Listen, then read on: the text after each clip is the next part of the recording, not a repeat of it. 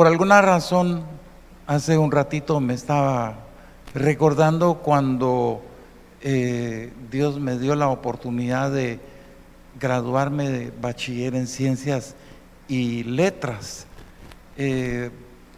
Yo me gradué en el Liceo La Salle Chiquimula y me sentí muy orgulloso, demasiado orgulloso, especialmente cuando me colocaron el anillo de graduación, al grado de que mi papá tenía una cucarachita Volkswagen, y ya en ese entonces ya me daba el carro mi papá para que yo anduviera chilereando ahí en Chiquimula. Pero me da risa porque tenía mi manera peculiar de andar en el carro con una mano manejando y con la otra aquí, porque aquí cargaba el anillo. Entonces me sentía muy orgulloso, ¿verdad?, de andar enseñando el anillo, y tenía una forma muy peculiar de saludar a la gente también para que miren. Pasan los años y la universidad no da anillos, pero yo recibo el regalo de un anillo de la universidad y otra vez me sentí así súper orgulloso en el Señor de haberme permitido alcanzar a graduarme en la Universidad de San Carlos. Pero hace un par de años me robaron el anillo. ¿A usted le han robado? Sí. Me robaron el anillo. Y eso golpeó, y lo más triste es que yo supe quién fue. Eso me golpeó mi corazón terriblemente, pero terriblemente. Duele. Ahora, escuche lo que le voy a decir. Tengo como una semana de estar sintiendo una preocupación bastante fuerte por usted, por usted, por usted y por usted y por aquel que no vino a la iglesia. He estado bastante preocupado, al grado de que anoche tuvimos una reunión muy linda, un convivio con los coordinadores, precioso, y les hice el comentario. Ustedes van a escuchar cómo voy a empezar mi exposición el día de mañana. Y Dios me dijo que lo dijera porque usted tiene un regalo invaluable, un regalo que no se compara con nada, un tesoro que le fue dado por el Señor, y ese regalo usted lo tiene que cuidar tremendamente, y es el regalo de la salvación. Entonces, cuide su salvación, cuide su salvación. Y hoy, más que nunca, nosotros tenemos que tener sumo cuidado de nuestra salvación. Porque a veces nos ponemos a pensar en que no, yo estoy bien así como estoy, voy caminando en el Señor, pero piense bien cómo usted está administrando su salvación. En primer lugar. Segundo lugar, la Biblia nos habla de un registro en donde está su nombre, está mi nombre. Y usted tiene que estar seguro de que su nombre esté registrado en el libro de la vida. Por alguna razón no lo logro entender a cabalidad, pero por algo Dios lo está exponiendo, y ojalá que personas que me estén viendo y escuchando fuera hagan acopio de esta palabra. Certeza y seguridad de que su nombre está inscrito en el libro de la vida. No podemos a estas instancias darnos el lujo de llevar el evangelio en una mediocridad. No lo podemos llevar así. Y por eso Dios ha estado hablando, Dios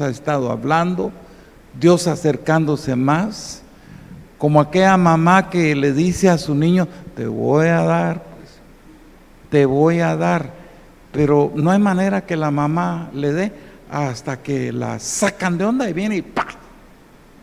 No saquemos de onda al Señor, ¿entienden? No saquemos de onda al Señor. Y le digo esto porque la Biblia nos dice en Apocalipsis 20:15, dice, y el que no se halló inscrito en el libro de la vida fue lanzado al lago de fuego.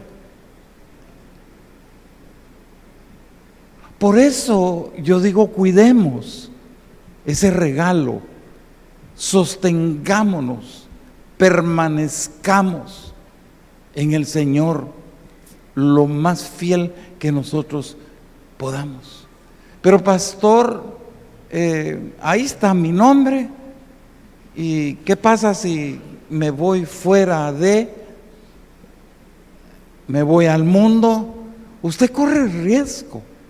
Les he de decir que hay gente en la iglesia general que está corriendo un riesgo estando aún dentro de la iglesia.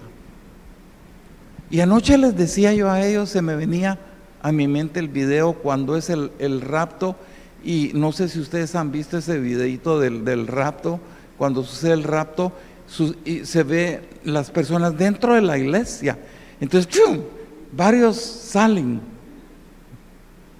pero uno se queda.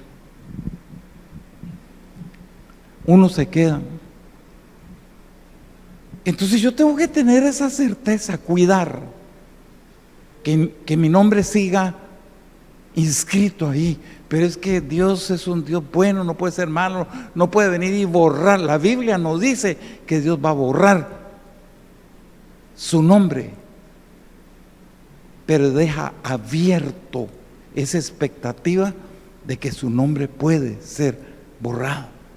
Apocalipsis 3:5 dice, el que venciere será vestido de vestiduras blancas, y dice, y no borraré su nombre. ¿Cuál es la expectativa ahí? Vencer. Si usted no vence, es obvio, el Señor no lo dice. Dice, el que venciere no lo va a borrar. Pero, y entonces, Señor, y el que no vence, el que tiene oídos para oír, oiga lo que la palabra del Señor dice. Por eso yo creo, no trato con esto de convencerlo en lo que yo creo, pero es lo que más yo puedo apreciar a través de la palabra del Señor, y por eso digo que no es un juego. El Evangelio no es un juego, como muchos lo están viendo últimamente. Pero bien, nosotros sabemos que tenemos ese regalo de la salvación. Mi nombre está registrado ahí. ¿Y qué significa eso? Que usted y yo le pertenecemos a Dios y no al mundo. Amén. Empiezo. En el libro de Hebreos, capítulo 12, verso 26, por eso le coloqué el nombre de conmoción final a este mensaje, y usted lo va a llegar a entender también por qué. Hebreos 12, 26 al 28 dice, la voz del cual conmovió entonces la tierra, pero ahora ha prometido diciendo aún una vez, y conmoveré no solamente la tierra, sino también el cielo. Y esta frase, aún una vez, indica la remoción de las cosas movibles como cosas hechas, para que queden las inconmovibles. 28. Así que recibiendo nosotros un reino inconmovible, tengamos gratitud, y mediante ella sirvamos a Dios agradándole con temor y reverencia. Téngalo por seguro que si de repente platico con usted, le voy a decir, ya bajó la aplicación de YouVersion para leer la Biblia. Ya se lo empecé a decir a un montón. ¿Sabe por qué? Porque la gente no está leyendo la palabra del Señor. No la están leyendo. Yo me estoy dando a la tarea de que usted lo haga, porque ese es su alimento. Ese es mejor que cualquier langosta, cualquier tapado, cualquier camarón. Ese es el alimento nuestro. Eso es lo que nos sostiene a nosotros de una manera espiritual. Por eso tenemos que leer la palabra del Señor. Yo voy a insistir con eso porque lo amo, porque yo quiero también lo mejor para usted. Entonces yo me detengo en esta expresión. Dice, la voz del cual conmovió entonces la tierra. Y mire qué lindo, porque si usted se detiene y no entiendo, mire, haga micos y pericos y dígale al Señor, dame shisha para poder entender esto. Y Dios se la da. Porque a veces leemos así, ¿ya leíste la Biblia? Sí, ya la leí. La leíste pero no la entendiste. Como por obligación, ¿verdad? Entonces leamos la palabra del Señor. No lo oigo. Amén.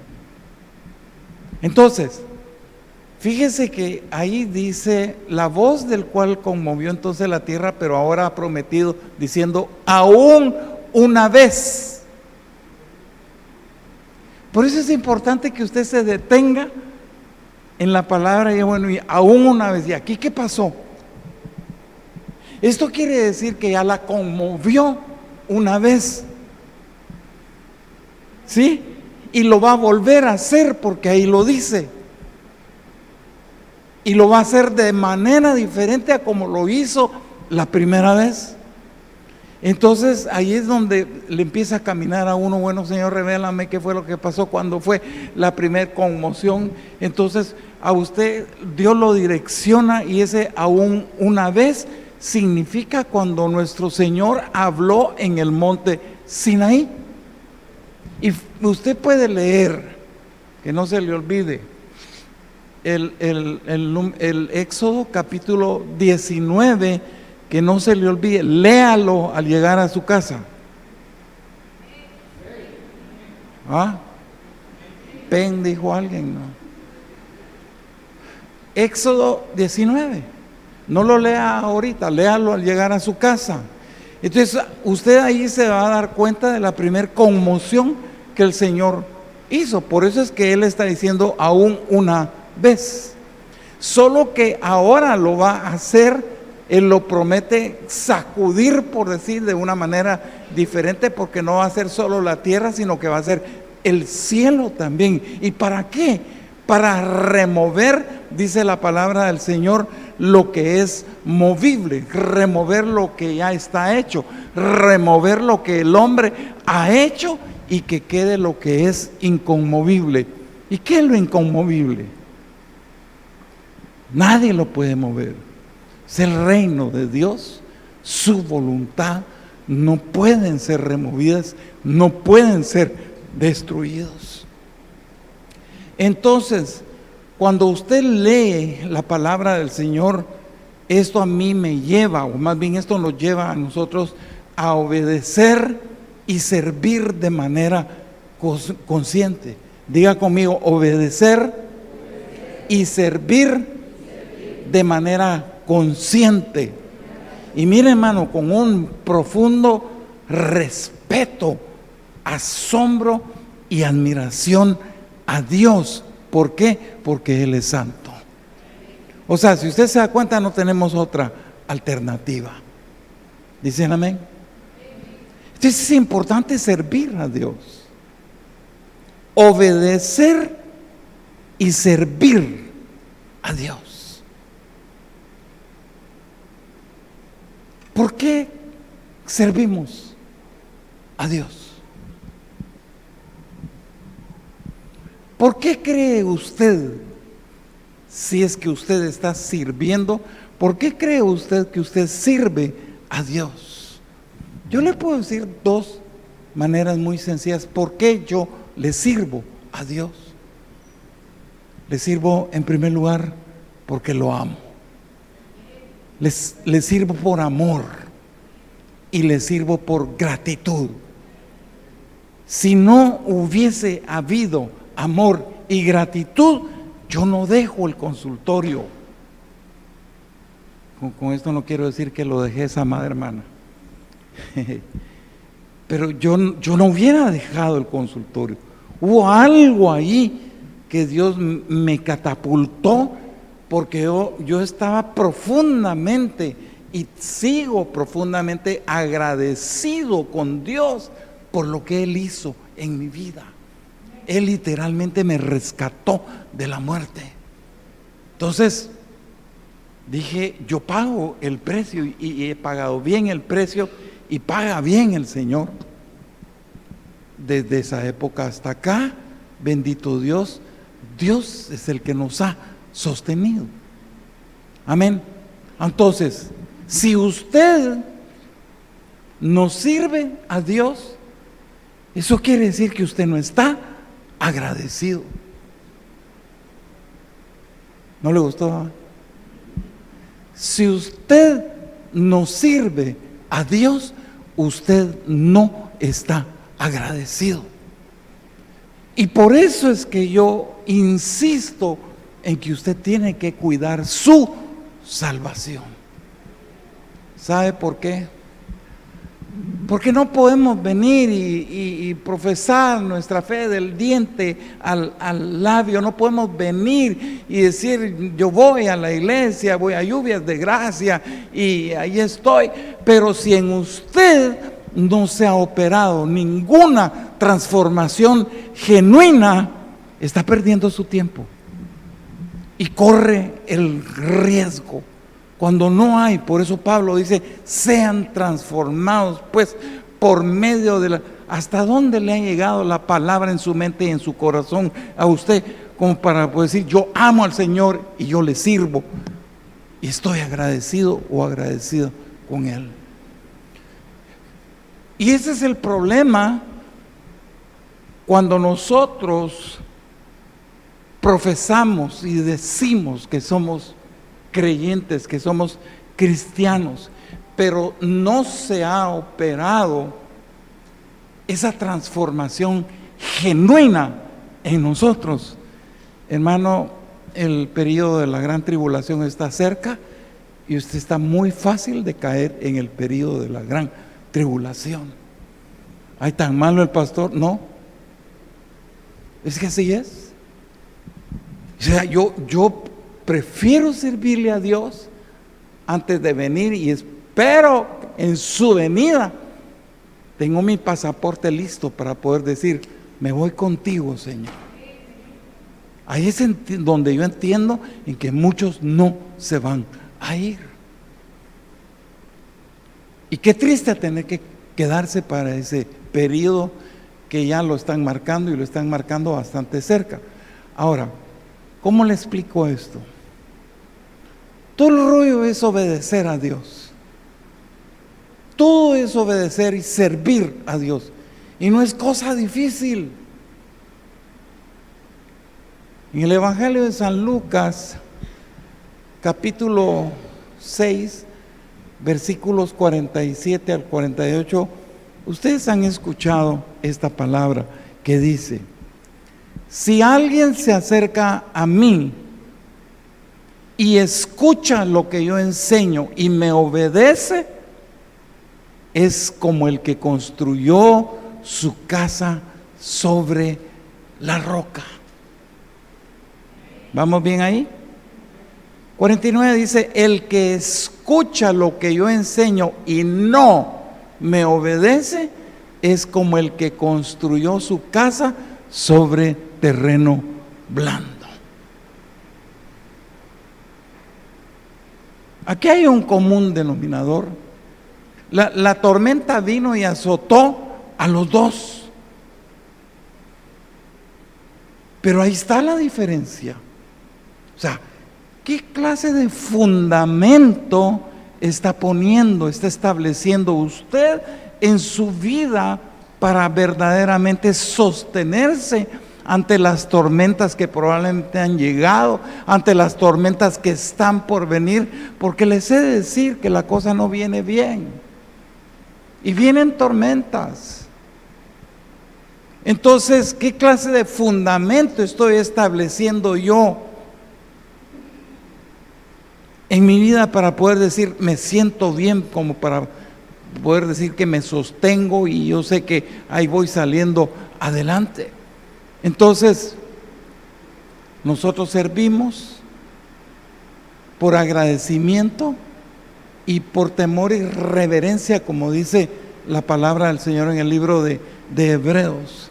Entonces, cuando hablamos de sacudimiento, cuando hablamos de conmoción, como dice la palabra del Señor, ¿quiénes van a ser conmovidos y quiénes no van a ser conmovidos? Yo me atrevo a decirle que los que no van a ser conmovidos son aquellas personas que oyen, hacen y obedecen. ¿Sí? Oyen, hacen y obedecen. Ese es el que va a permanecer. ¿Está conmigo? Bueno, empiezo el mensaje. Últimamente, bueno, no sé usted, con algunos he logrado platicar. La pastora me cuenta algunas cosas de noticias que ella se entera en Medio Oriente, ¿verdad? Ajá. Entonces, hay mucha preocupación. Sí, hay una preocupación generalizada. Mire, solo le voy a mencionar dos cosas nada más. Últimamente ya empieza a sonar, algunos de ustedes ya lo habrán escuchado, con respecto a la supergripe que ya está azotando ciertos países. Entonces me da la impresión como que nos quisieran volver a meter en las casas y a ponernos un tapabocas. Me suena.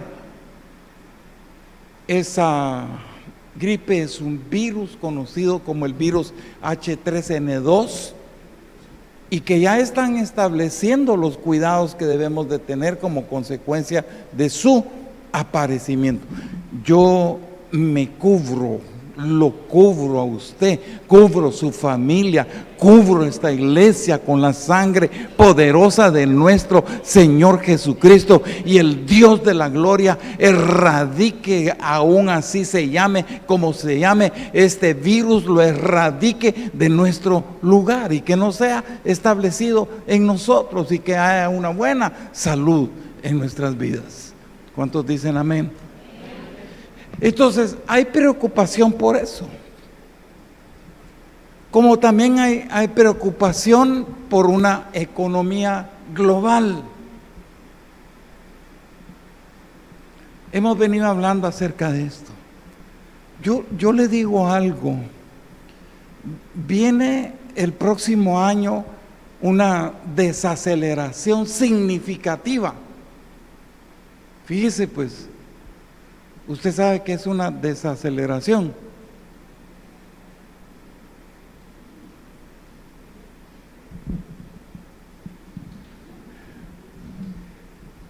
Es que no tiene carro, pero moto. Usted acelera la moto y la moto sale chispa.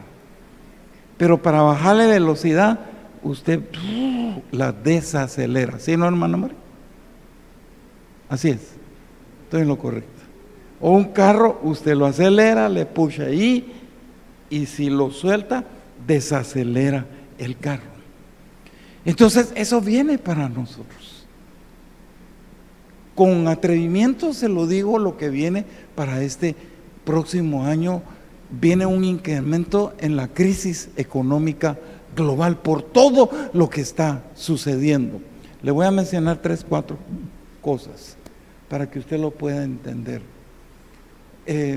Hablábamos el otro día acerca de un proceso inflacionario, hablando de nuestro país, Guatemala, como consecuencia de las acciones que han ejecutado las personas que nos gobiernan, tratando de inflar un presupuesto, y dije la palabra inflar porque eso va a producir una inflación en Guatemala, y hay una inflación persistente reconocida que viene a nivel global. Entonces, mire, inflar, usted sabe, usted ha agarrado vejigas y las ha inflado. Tan chiquitas las vejigas, pero cuando usted las infla, se hacen grandes. ¿Qué le quiero decir? Cuando viene un proceso inflacionario, los precios de la canasta básica se inflan, se van para arriba. Un día de esto fuimos a hacer despensa con la pastora y escuché a 2 señoras argumentar y decir, yo no sé, de 2 productos, no me recuerdo cuáles eran los productos, pero ay, ya vio cómo está tal producto, ahora está más caro. Ahora, el año que viene más caro todavía, porque viene ese proceso inflacionario que va a tener esa repercusión económica, en donde, le cuento, los salarios en Guatemala no van a ser lo suficientes como para poder sostener nuestra vida viviendo un tipo de crisis tan elevada como la que viene. Va a ser difícil. Por eso cuide su pistillo, ¿sí? Cuide mucho su pistillo. Además de cuidar de su salvación, cuide su pistillo. Entonces, hay una inflación persistente. Número 2, hay tensiones geopolíticas. Lo estamos viendo ahorita en el Mar Caribe. Estamos viendo esa rivalidad, estamos viendo ese conflicto, estamos viendo desacuerdos entre las naciones, en donde están tratando como de provocar este tipo de situación por intereses geográficos y económicos. Entonces todo eso repercute en el globo, repercute en nuestras vidas y va a repercutir en la economía. Tercero, se habla de una volatilidad financiera. Yo creo que usted entiende qué es la palabra volátil, ¿o no? Mire, si usted viene los miércoles y los domingos a la iglesia, usted no es volátil. Ahora, si usted no viene los miércoles, se esfuma, es volátil, ¿entiende? Entonces, o sea, me habla de una economía inestable, me habla de una economía insegura, por eso menciona volatilidad financiera.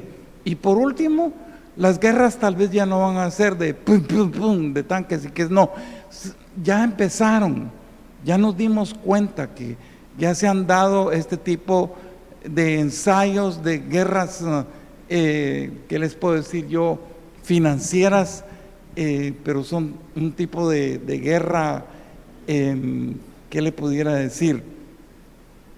Arancelarias, ¿sí? Entonces, cuando se da este problema arancelario en las naciones, todo esto tiende a repercutir. Entonces, en una crisis, Dios nos dé, venga lo que venga, Dios nos dé la suficiente valentía para poder encarar todas estas cosas. Pero si viene una crisis y si usted oye y obedece, eso es lo que lo va a salvar a usted. Lo dice la palabra, ¿sí? Si usted oye y obedece, eso es lo que lo va a permitir salvarse a usted. Ahora, ¿qué es lo que va a ser sacudido? ¿Qué es lo que va a ser conmocionado? Todo. La familia, la iglesia, el sistema bancario. Van a haber bancos que van a cerrar, lamentablemente. Los negocios, las empresas van a ser afectados. Micro, grandes empresas van a ser afectadas, algunas van a cerrar. El sistema educativo, sé que tengo maestras acá y maestros y no me dejarán mentir, el sistema educativo lamentablemente viene en decadencia, sí, se podría decir así, viene en decadencia. No es porque ellas o ellos sean malos maestros, lamentablemente tenemos una mala dirección. Entonces el problema no es solo de una persona, el problema es global. ¿Estamos ahí? ¿Está conmigo o no está conmigo? ¿Va a guardar su pistillo o no va a guardar su pistillo? Ahora, ¿cuál es el propósito de Dios?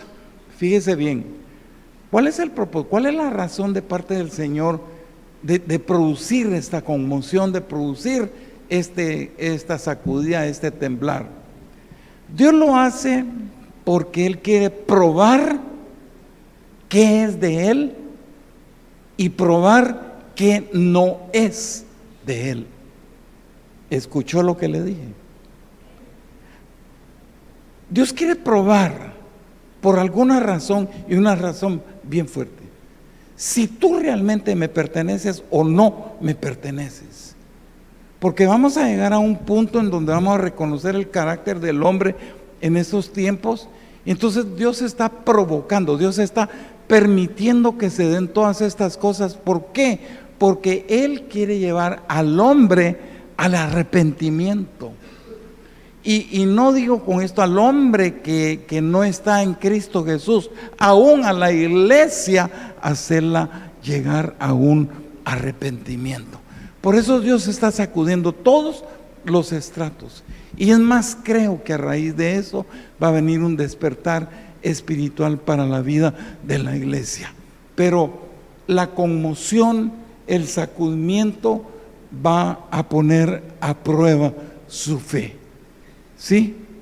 Dígame usted, si su fe no fue probada cuando vino el COVID-19, fue probada nuestra fe, ¿verdad? Entonces, gracias a Dios estamos vivos. Usted se goza por eso, está vivo, usted está viva, ¿verdad? Ahora, ¿cuántos, sabiendo de que viene con un problema de tipo financiero, ya no me alcanza, pero yo creo en Dios? ¿Cuántos de ustedes creen que Jesucristo será su proveedor? Qué atrevidos. De veras, ¿cuántos de ustedes creen que Jesucristo es su proveedor? ¿Y qué van a hacer cuando venga la crisis financiera? ¿Seguirá siendo su proveedor? ¿O le va a dar el patatús ahí y decir, me abandonaste, Señor? Como mucha gente suele hacer. Las conmociones y los sacudimientos siempre traen cambios a la vida del ser humano. Ahora, el apóstol Pedro en capítulo 4, versículo 17, dice, porque es tiempo de que el juicio comience por la casa de Dios. Y si primero comienza por nosotros, ¿cuál será el fin de aquellos que no obedecen al evangelio de Dios? Dice que el juicio comienza por la casa. ¿Y cuál creen ustedes que es la causa fundamental por lo cual el Señor está provocando todo esto? ¿Alguien me puede decir qué es lo que realmente está ocasionando en este mundo que está llevando a la quiebra al ser humano? Una palabra. Un atrevido, una atrevida. ¿Cómo? ¿Sí? ¿Algo más? ¿Quieren que se los diga? ¿Se fueron? ¿Quieren que se los diga? ¿Sí? Digan conmigo, la corrupción moral del hombre.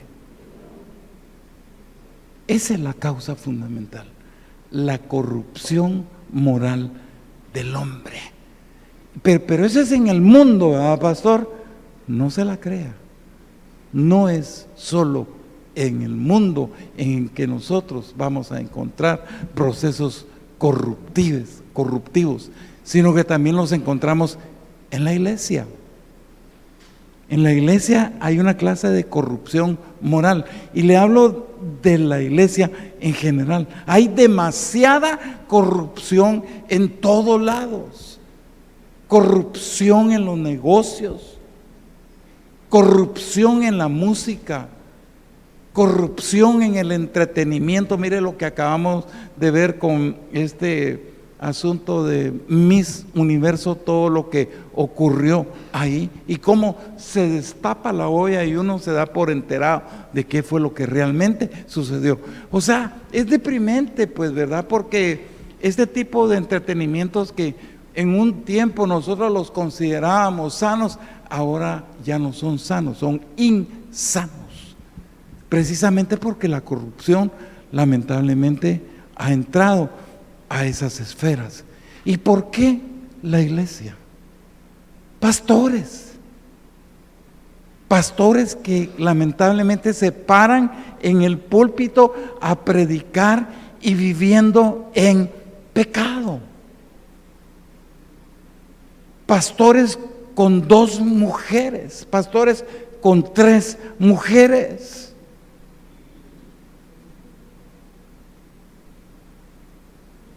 Entonces, es a todo nivel. Pero no se trata solamente de los pastores, sino que también de la gente de la iglesia. También hay corrupción moral, espiritual en la vida de la gente de la iglesia. ¿Y sabe por qué? Porque tristemente la iglesia está dormida.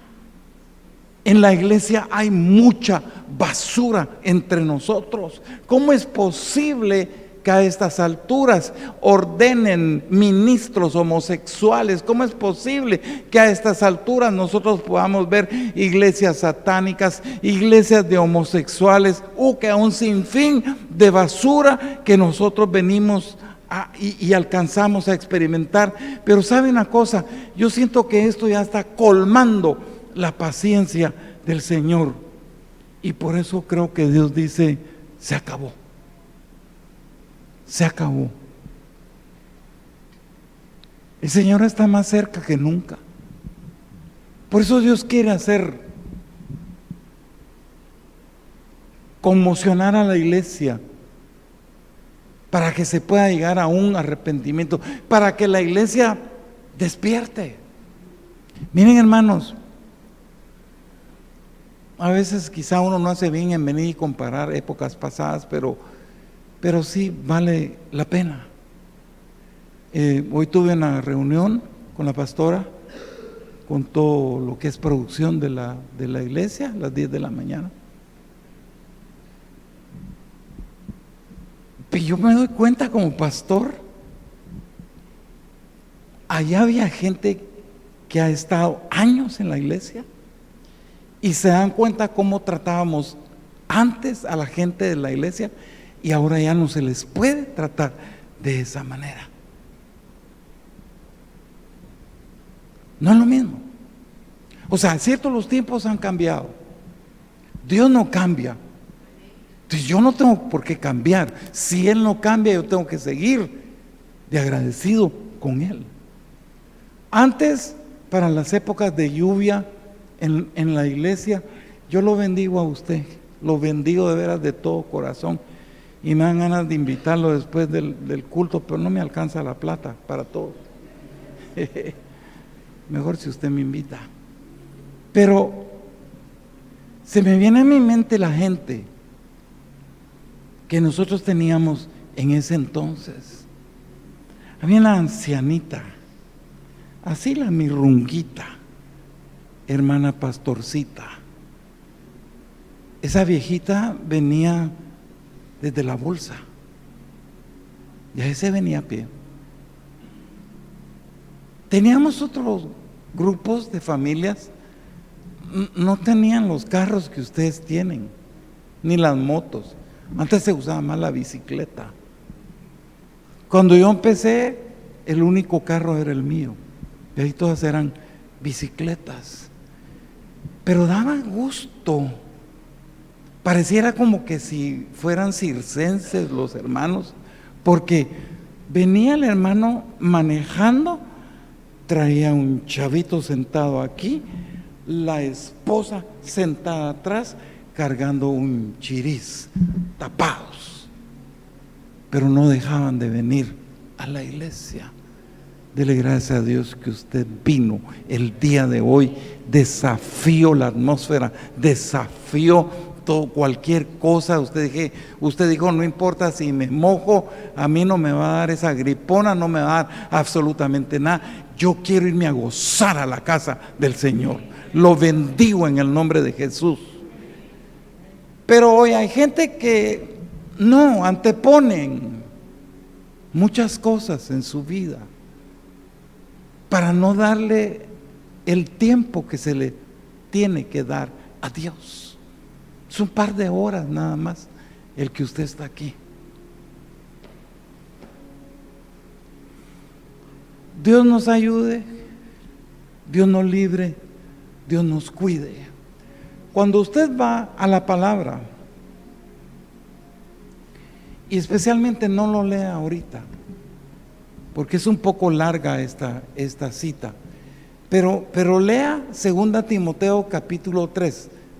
Primero recuérdese de Éxodo 19, pero este es 2 Timoteo capítulo número 3. En 2 Timoteo capítulo número 3 usted va a encontrar el menú del carácter corrupto de los hombres hoy en día.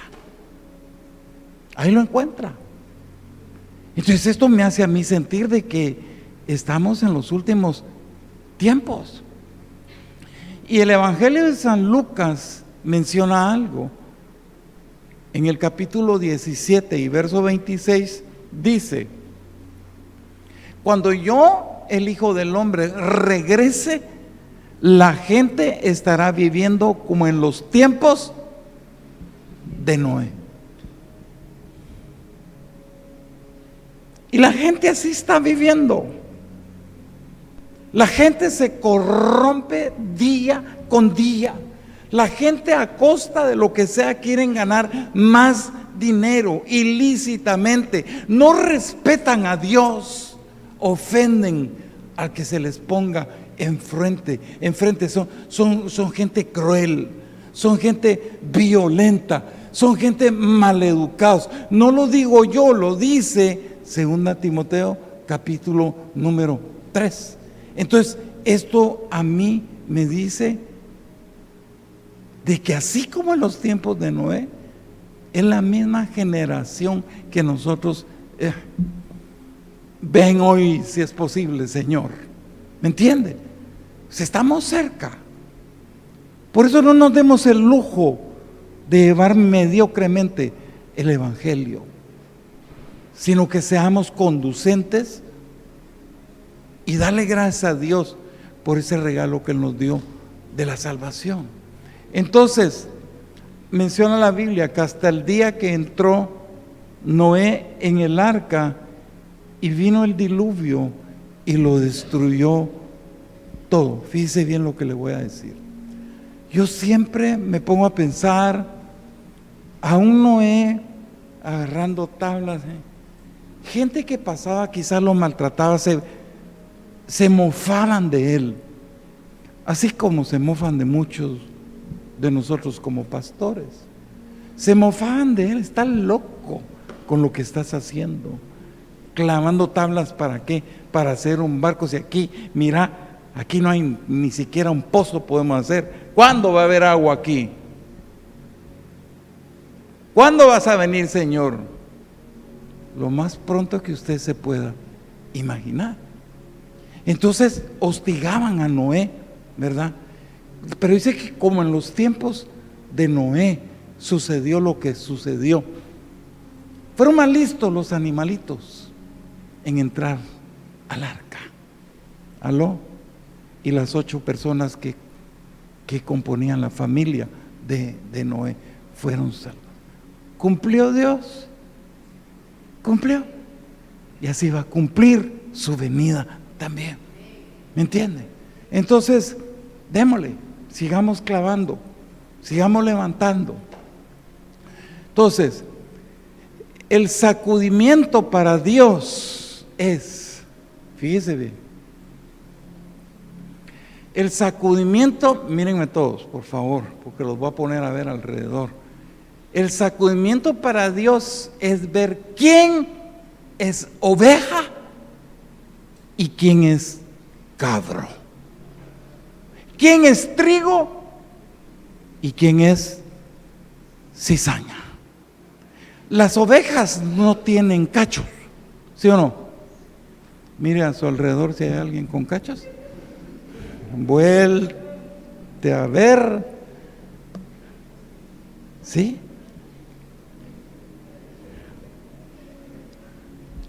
Entonces Dios, en su inmenso amor, yo miro cómo Dios destila de su amor por nosotros, por la época que estamos viviendo, destilando su amor, dando tiempo al ser humano para que lleguen a un arrepentimiento, dando tiempo a la iglesia para que también se posicione como se tiene que posicionar. No a medias corres mucho, pero mucho riesgo. Y me hacía la pregunta, ¿qué con la iglesia de Cristo? ¿Cuál es la condición de la iglesia del Señor? Hablamos de un reseteo la vez pasada. ¿Por qué Dios quiere un nuevo comienzo? ¿Por qué Dios quiere resetear la iglesia? Porque la iglesia está dormida. La iglesia está adormecida. Desde un principio, Génesis 3:15, la iglesia está en guerra espiritual y a estas alturas la iglesia, por estar dormida, no se ha dado cuenta que está en pura guerra espiritual. ¿Por qué? Porque está durmiendo. Hay almas que levantar. Hay almas a las cuales la iglesia tiene que acudir, tiene que venir y hablar, tiene que venir y sacar lo que hay en su corazón para advertirle a la gente lo que viene. Para eso estamos nosotros. Tenemos almas que levantar, pero la iglesia no lo hace porque está dormida. Hay una cosecha que está esperando. Ay, yo bendigo a alguien y gracias, aquí está con nosotros. La semana pasada me lo dijo, pastor, no se preocupe que va a ver que la iglesia va a empezar a crecer. Yo sí dije, entonces sí, hay una cosecha que está por venir, hay una cosecha que tenemos que recoger, pero usted y yo tenemos que despertarnos, salir de esa pasividad, de esa parsimoniosidad que muchas veces el enemigo viene y tiende a nuestras vidas. Entonces, que se vaya en el nombre de Jesús ese adormecimiento en nosotros. Tomar decisiones radicales en nuestras vidas por los tiempos que vienen. ¿Saben una cosa? La iglesia tiene una grande necesidad, pero la más grande necesidad de la iglesia de Cristo a nivel del mundo no son las finanzas. No es ese el problema, no es esa la necesidad de la iglesia. Tampoco la necesidad de la iglesia es venir y restaurar la familia. Tampoco es venir y orar. Son recursos que yo puedo decir que todo eso es muy, pero muy loable, es muy bueno. La necesidad de la iglesia es un despertar espiritual. Y Dios nos ha venido hablando a nosotros en particular, para que despertemos, porque está cerca un avivamiento en la vida de la iglesia. Y por eso es necesario que nosotros dejemos de ser insensibles hacia los demás.